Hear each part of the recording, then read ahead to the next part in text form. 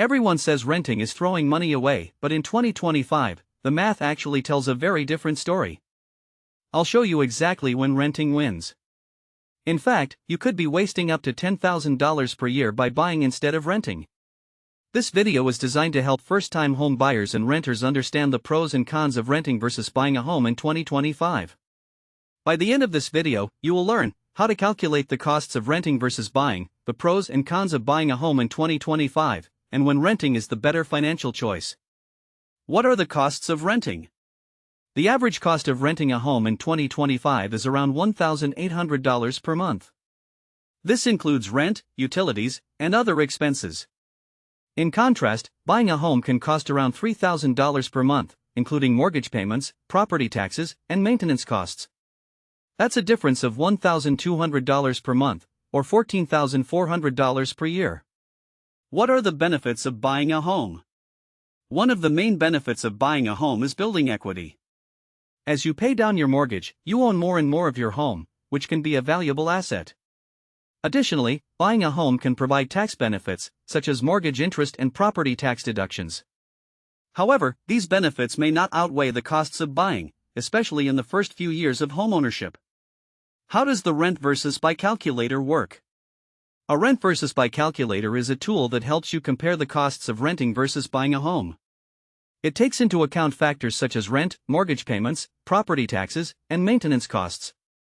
For example, if you're considering a $300,000 home with a 20% down payment and a 30-year mortgage, the calculator might show that buying is the better option if you plan to stay in the home for at least 5 years.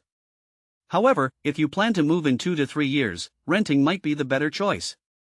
What are the real estate market trends in 2025?